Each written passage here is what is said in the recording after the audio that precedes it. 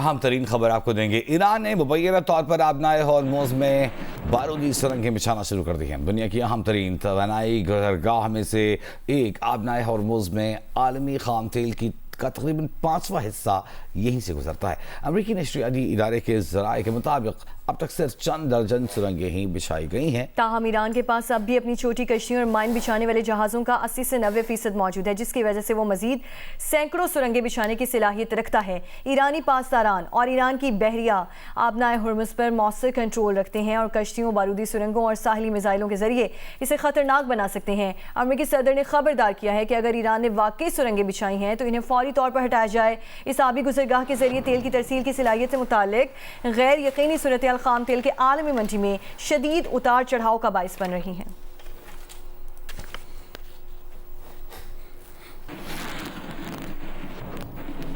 अमरीकी बहरिया आबनाए हुर्मुज़ में जहाज़ों को सिक्योरिटी फराहम करने से कासिर हैं। हमलों के खतरे के बायस फिलहाल आबनाए हुर्मुज़ से गुजरने वाले तिजारती जहाज़ों को फौजी सिक्योरिटी फराहम नहीं की जा सकती। खबर एजेंसी की रिपोर्ट में बताया गया है कि जंग शुरू होने के बाद से शिपिंग इंडस्ट्री की जानिब से तकरीबन रोजाना बहरी स्क्वाड के जरिए जहाज़ों की हिफाजत की दरख्वास्तें की जा रही हैं। तब अमरीकी बहरिया ने उन्हें मुस्तरद कर दिया है। ज़राए का कहना है कि अमरीकी बहरिया ने शिपिंग और ऑयल कंपनीज के साथ होने वाली ब्रीफिंग्स में बताया कि मौजूदा हालात में जहाज़ों को हिफाजती स्क्वाड फराहम करना अमरीका के लिए मुमकिन नहीं। ये सूरत हाल अमरीकी सदर डोनाल्ड ट्रंप के उस बयान से बिल्कुल मुख्तलिफ है जिसमें उन्होंने कहा था कि ज़रूरत पड़ने पर अमरीका बहरी जहाज़ों को बहरी तहफ़्फ़ुज़ फराहम करने के लिए तैयार है।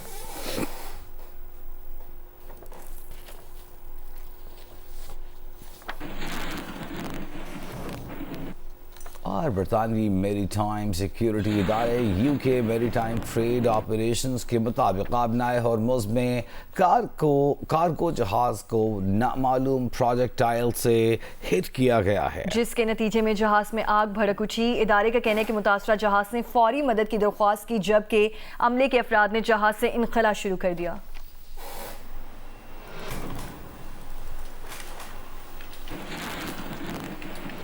ईरान पर अमरीकी इसराइली हमले बार में रोज़ भी जारी हैं। इसराइल का तेहरान में बड़े पैमाने पर हमलों का दावा। रिपोर्ट्स के मुताबिक दारुल हुकूमत के मरकजी इलाके में ज़ोरदार धमाके सुने गए। एक हमले में बैंक को निशाना बनाया गया जिसमें एक मुलाजिम शहीद हुआ। ईरान का कहना है कि जंग शुरू होने के बाद से अमरीका और इसराइल तकरीबन 10,000 शहरी मकामात को निशाना बना चुके हैं। अब तक 1300 से ज़ायद शहरी शहीद हो चुके हैं। उधर अमरीकी फ़ौज का कहना है कि आबनाए हॉर्मुज़ में तेल की तरसील में खलल डालने के खदशे के पेश नज़र ईरान के 16 गैर फ़ाल बारूदी सुरंग बिछाने वाले जहाज़ तबाह कर दिए गए। दूसरी जानिब इसराइली मीडिया के मुताबिक ईरान ने 1 घंटे के अंदर मिसाइलों की 2 नई लहरें इसराइल की जानिब दागीं, लेकिन इसराइली दिफाई निज़ाम ने तमाम मिसाइल फ़ज़ा में ही तबाह कर दिए। ईरानी पासदारान इनकलाब का कहना है कि अमरीकी फ़ौज के मशरक़ वुस्ता में हेडक्वार्टर्स को निशाना बनाने के लिए 4 मिसाइल दागे, जिनमें कुवैत के कैंप आरिफ जान पर 2 मिसाइल भी शामिल थे। तर्जुमान रूसी वज़ारत ख़ारिजा का कहना है कि ईरान के शहर अस्फ़हान पर हमले में रूसी कौंसल खाने को नुकसान पहुंचा, ताहम किसी जानी नुकसान की इत्तला नहीं मिली। रूसी वज़ारत ख़ारिजा ने हमले को बैनुल-अक़वामी क़वानीन की खुली खिलाफ वर्जी करार दे दिया।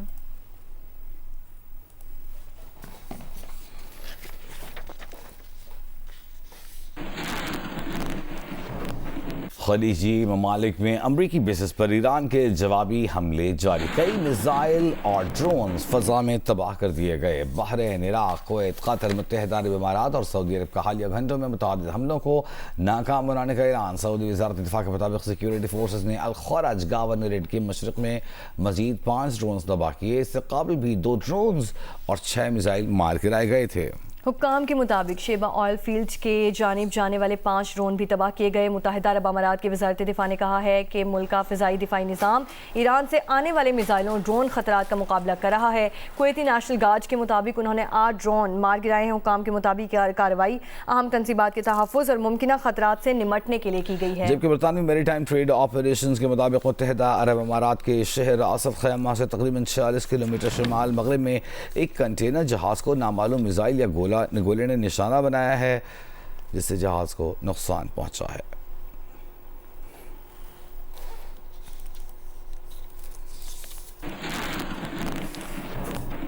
ईरान ने इराक, बहरीन और इसराइल की जानिब भारी और कसीर वॉरहेड मिसाइलों की नई लहर दागने का ऐलान किया है। ईरानी पासदारान इनकलाब का बयान सामने आ गया है। ईरानी फौज ने वीडियो भी जारी कर दी है।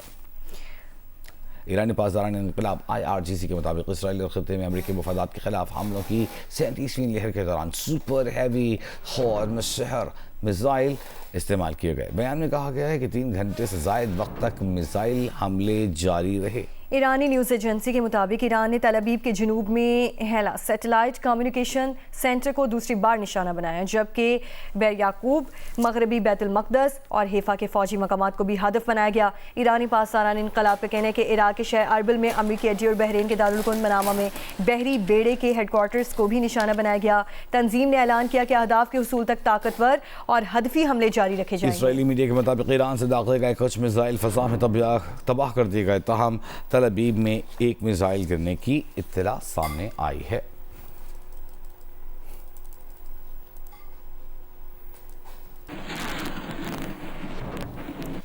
शिमाली कोरिया ने ईरान में मुश्तबा खामनाई को नया सुप्रीम लीडर मुकर्रर किए जाने के फैसले की हिमायत का ऐलान करते हुए कहा है कि वो ईरान के इस इंतखाब का एहतराम करता है। कोरियन सरकारी खबर एजेंसी के मुताबिक तर्जुमान शिमाली कोरिया वज़ारत ख़ारजा ने कहा है कि ईरान के इस हक और फैसले का एहतराम करता है। इस फैसले का एहतराम करते हैं जिसके तहत मुश्तबा खामनेई को नया सुप्रीम लीडर मुंतखब किया गया है। शिमाली कोरिया की ईरान पर अमरीका और इसराइल हमले के गैर कानूनी करार देते हुए उसकी मजम्मत भी की गई है।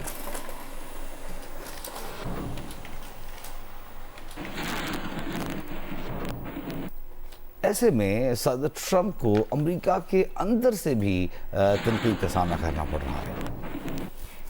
ट्रंप के ईरान जंग से मुतालिक बयानात पर अमरीकी सेनेटर चक शुमर की शदीद तनकीद। ईरान के खिलाफ जारी जंग के बारे में सदर डोनाल्ड ट्रंप के बयानात को मुतज़ाद और गुमराहकुन करार देते हुए कहा कि ट्रंप की जानिब से ईरान जंग से मुतालिक वजाहतें हर घंटे के साथ मजीद उलझन और तजाद का शिकार होती जा रही हैं। हाल ही में एक तरफ ट्रंप ने कहा कि जंग तकरीबन ख़त्म हो चुकी है, जबकि दूसरी जानिब अमरीकी वज़ीर जंग ने आज शदीद हमलों का ऐलान किया है। उन्होंने सवाल उठाया कि आज जंग ख़त्म होने वाली है या फिर सबसे शदीद लड़ाई शुरू होने वाली है। डोनाल्ड ट्रंप झूठ बोल रहे हैं।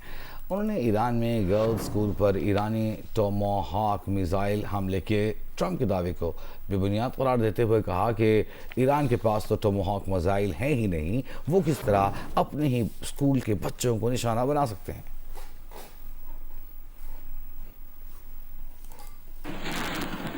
बराह रास्त आपको ले चलें। इस वक्त शज़ा फातिमा ख्वाजा सिक्योरिटी के हवाले से तकरीब से खिताब कर रही हैं। की पूरी तैयारी हो रही है और वो बड़ी तेज़ी से हम उसकी तरफ बढ़ रहे हैं। ऑन दी अदर साइड जब हम डिजिटल गवर्नेंस की बात करते हैं तो as we speak the whole federal government has gone digital. It is paperless. हम ऑफिस पे ऑपरेट करते हैं, भले वो इंट्रानेट पे है but it still faces cyber threats. And then prime minister के टास्क मैनेजमेंट सिस्टम्स हैं, तमाम चीज़ें जो हैं, given that the whole federal government is paperless right now, we are all operating digitally. और अभी जो हमारे ऑस्टेरिटी के मेजर्स आए हैं उसकी वजह से जो वर्क फ्रॉम होम होगा, so there is going to be further utilisation of digital services in the government, और अभी फेडरल प्रोविंशियल दोनों होंगे। जहाँ तक डिजिटल सोसाइटी की बात है, इस्लामाबाद के अंदर जो है वो हम पाक ऐप की बात करते हैं। We are providing right now 42 services completely digitally from a mobile app. फिर जो पाक ID ऐप जो नादरा की है उस पर आपकी जो सिटीज़न आइडेंटिटी डॉक्यूमेंटेशन है सारी, वो वेरीफाइड क्रेडेंशियल्स के साथ आप डिजिटाइज हो गई है। अब इतनी तेज़ी से ये तमाम चीज़ें जैसे जैसे डिजिटलाइजेशन की तरफ मूव कर रही हैं, और हमारी जो टेक इंडस्ट्री के अपने टारगेट्स हैं ग्रोथ के, वो 20% ऑन केगर जो है पिछले 5 सालों में हमने उसका अचीव किया हुआ है। But further growth and investment and all of that really depends on how robust our domestic laws, legislations, policies, regulations, and our systems, how robust they are in terms of cybersecurity. Because until and unless we're able to do that, we cannot foresee or expect business coming to Pakistan or even investment coming to Pakistan. So जब हम cyber security और digital की बात करते हैं तो we are then essentially talking about from your personal identity, your personal safety, the safety of your home, the sanctity of your houses, your families, and all the way up to national security. And everything in between. जो मैंने आपको बताया कि हम digital governance, society, economy पूरे पाकिस्तान की, अब जैसे जैसे इंडस्ट्री ऑटोमेशन की तरफ जा रही है उसको जो है वो थ्रेट्स फर्दर जो हैं वो फेस करेंगे। एग्रीकल्चर को हम कहते हैं कि हम एग्री टेक की तरफ मूव करना चाहते हैं, पर कैपिटा यील्ड्स पर एकड़ यील्ड्स बेहतर करना चाहते हैं, वो टेक्नोलॉजी के बगैर नहीं हो सकती। आपके इरिगेशन सिस्टम्स डिजिटल हो जाएंगे, आपके सॉइल मॉनिटरिंग सिस्टम्स, हम एग्री स्टैक पूरा टेक स्टैक तैयार कर रहे हैं। दूसरी तरफ हम हेल्थ स्टैक तैयार कर रहे हैं, बायो टेक की बात हुई। So the health stack essentially will have your whole health data. आज जो जीनोमिक्स जिस तरह से इस वक्त पूरी दुनिया के अंदर डेवलप हो रही है और द वे प्रिसिजन मेडिसिन के ऊपर काम हो रहा है, एक तरफ तो obviously it holds a lot of opportunity that वो तमाम इलनेसेस जिनकी हमें पहले हमारे पास इलाज नहीं थे, वो जीनोमिक्स से, जीन टेक्नोलॉजी से और precision using that data, precision medication से, इन चीज़ों से हम उन मसाइल के हल निकाल रहे हैं जो हमारे पास in the past we did not have them. But then obviously there's a challenge. If somebody has data of my population's genetic, भले वो anonymized data हो, अगर genetic data मेरी population का किसी के पास है तो उसी के against, उसी को use करके बायो वेपन्स भी क्रिएट हो सकते हैं, उसी को यूज़ करके टारगेटेड वायरसेस क्रिएट हो सकते हैं, उसी को यूज़ करके जो है वो पूरी पॉपुलेशंस और सेगमेंट्स ऑफ द पॉपुलेशंस को टारगेट किया जा सकता है। So that is the more we move toward digitisation, with the kind of opportunities that are opening up for us, it is also bringing an equal or even more amount of challenges that we are facing. अब इसका obviously ये मतलब नहीं होता कि हम digitisation रोक दें। इसका मतलब ये है कि हमने अपने साइबर सिक्योरिटी सिस्टम्स को रोबस्ट करना है। आज एज इज जो हमारी सिचुएशन है वो लेजिस्लेटिव, अगर मैं आपको बताऊं तो डिजिटल नेशन पाकिस्तान के जरिए Pakistan digital authorities in place, it is looking at the national digital master plan and as of now obviously they already looking at it from the cyber security lens as well. But then we have a cyber security act that is coming up. उसने cyber security authority उससे बनेगी, and because it is the need of the hour that we have dedicated resources. It's a very specialized function. Even within cybersecurity is not a generic term that you can use. It has multiple specializations within it. So हमें उसके लिए एक comprehensive monitoring की और regulation की ज़रूरत है। मगर मैं आपको जहाँ तक हमारी साइबर डिफेंस का ताल्लुक है, मैं आपको इतना ज़रूर कहना चाहूँगी कि पिछले साल जो हमने एक जंग लड़ी और मार्का हक जो है उसमें हमने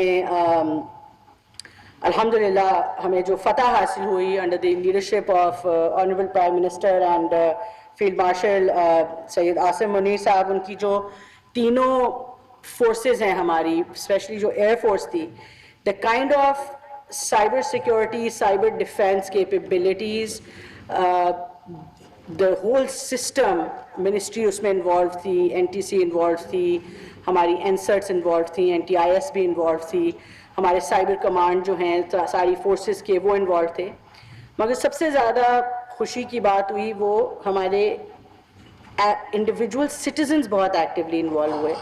मुझे लोगों ने लिंक्डइन पे ईमेल्स भेजी कि हम साइबर सिक्योरिटी में हम ये ऑफेंसिव कैपेबिलिटीज़ रखते हैं, डिफेंसिव कैपेबिलिटीज़ रखते हैं, please let us know. Islamabad में वफाकी वज़ीर IT शज़ा फातिमा ख्वाजा का साइबर सिक्योरिटी के हवाले से तकरीब से खिताब इस वक्त जारी है।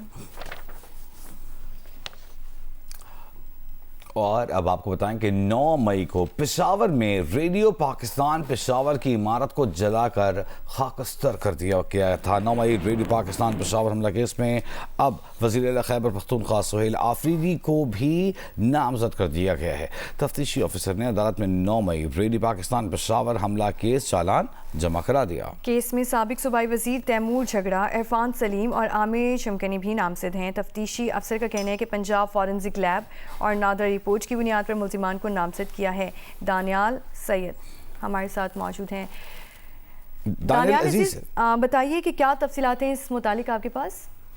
देखिए जी, आज पेशावर इंसदादी दहशतगर्दी अदालत में रेडियो पाकिस्तान पर जो हमला हुआ था 9 मई को, तो उस केस की समाअत हुई और उससे कबल पंजाब फॉरेंसिक लैब की रिपोर्ट पेश हुई थी समाअत में, जिसमें वज़ीर आला खैबर पख्तूनख्वा सुहेल आफरीदी साबिक सूबाई वजीर कामरान मंगश, तैमूर सलीम झगड़ा, जिली सदर इरफान सलीम और कारकुन आमिर शमकनी, ये उस रिपोर्ट में बताए गए थे कि ये जो है इस केस में मुलविस है और जो वहाँ पर लैब को जो शवाहिद मौसूल हुए थे तो उस बुना पर उन्होंने अपने रिपोर्ट में इनके नाम जो है दर्ज किए थे। तो अदालत ने तफ्तीशी अफसर को कहा कि आप बाकायदा तौर पर एक चालान जमा करें और चालान में जो मुल्जिमान है उनकी निशानदेही करें, उनको नामजद करें। तो आज तफ्तीशी अफसर अदालत में पेश हुए जिसमें वज़ीर आला खैबर पख्तूनख्वा को उन्होंने नामजद किया।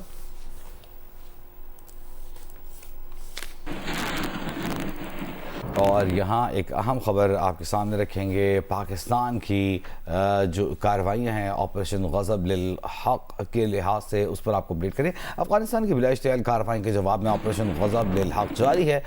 अफगान तालिबान और फितनतुल खवारिज के खिलाफ पाक फौज ने जवाबी कार्रवाइयाँ करते हुए जोब सेक्टर में अफगान तालिबान की पोस्ट नंबर 2 और 3 को निशाना बनाया। सिक्योरिटी ज़राए के मुताबिक पाक फौज की कार्रवाई से अफगान तालिबान पोस्टें असला छोड़कर फरार हो गए। पाक फौज ने अफगान तालिबान के ज़ेर कब्जा पोस्टों से रूसी साख्ता हैवी ग्रेनेड लॉन्चर्स कब्जे में ले लिया। ऑपरेशन गज़ब लिल हक जारी है और अपने अहदाफ के हुसूल तक जारी रहेगा।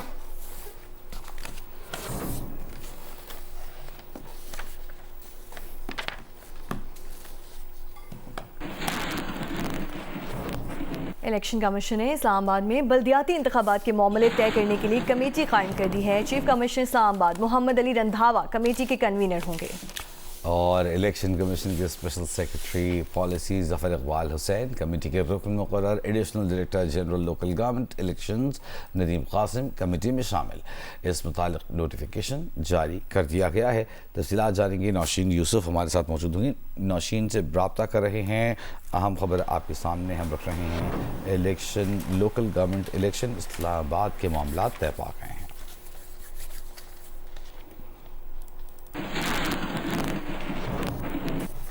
और मामला है किफ़ायत शुआरी का।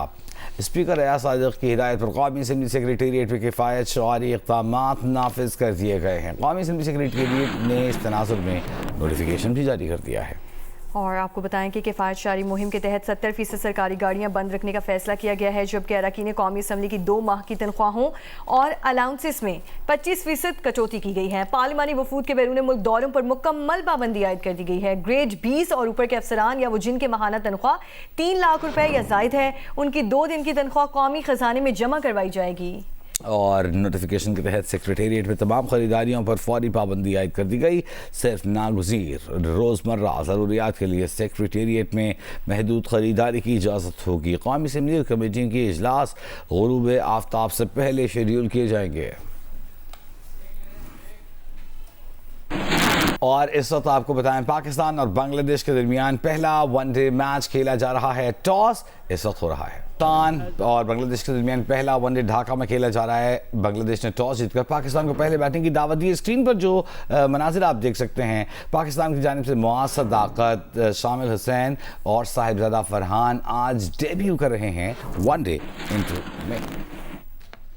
मुल्तान में यौम अली का मरकज़ी जुलूस शाह बोहरवाला से बरामद होकर अपने मुकर्ररा रास्तों पर गामज़िन है। क्या तफसीलात हैं, इमरान चौधरी से जानते हैं। जी, यौम अली के सिलसिले का मरकज़ी जुलूस जो आज सुबह सवेरे शाह बोहरवाला से बरामद हुआ था, अपने मुकर्रर रास्तों पर रवा दवा है। ये जुलूस जिस वक्त बामजी चौक पर पहुंचा तो मजलिस आज़ा भी वहाँ पर बर्पा की गई। तमाम रास्ते नुहाखानी और पुरसादारी की जाती रही, जबकि दूसरा एक बड़ा जुलूस दोपहर 1 बजे मोहल्ला नासराबाद झिक से बरामद होगा, जो रात 8 बजे जो है वो आस्ताना लाल शाह पहुँच कर चौक कचहरी इख्तिताम पजीर होगा। पुलिस की जानिब से ये बताया गया है कि इस जुलूस के तमाम रास्तों में CCTV कैमरे लगाए गए हैं और 2000 से ज़ायद पुलिस एहलकार सिक्योरिटी के लिए तैनात किए गए हैं। बहुत शुक्रिया इमरान चौधरी आपका। इस्लामाबाद के मौसम की बात करें, खलीक अहमद से जानते हैं कि 2 रोज़ से बारिश ने कितना खुशगवार कर दिया इस्लामाबाद का मौसम। खलीक, आज इस्लामाबाद में जो मतला है वो अबरालूद है और तेज़ हवाएं इस्लामाबाद में चलने का इम्कान है। बारिश का और ज़ालाबारी भी हो सकती है। महकमा मौसमियात के मुताबिक आज ज़्यादा से ज़्यादा जो दर्जा हरारत है वो 28 सेंटीग्रेड और जो कम से कम है वो 17 सेंटीग्रेड रिकॉर्ड रहने का इम्कान है। महकमा मौसमियात का कहना है पंजाब, गिलगित बल्तिस्तान, KP और मरी और गलियात में भी जो है वो बारिश का सिलसिला इसी तरह जारी रहेगा वक्फे वक्फे से, जबकि ये इस्लामाबाद समेत इन तमाम इलाकों में जो बारिश का सिलसिला है कल सुबह तक या दोपहर तक जारी रहने का इम्कान है। जी।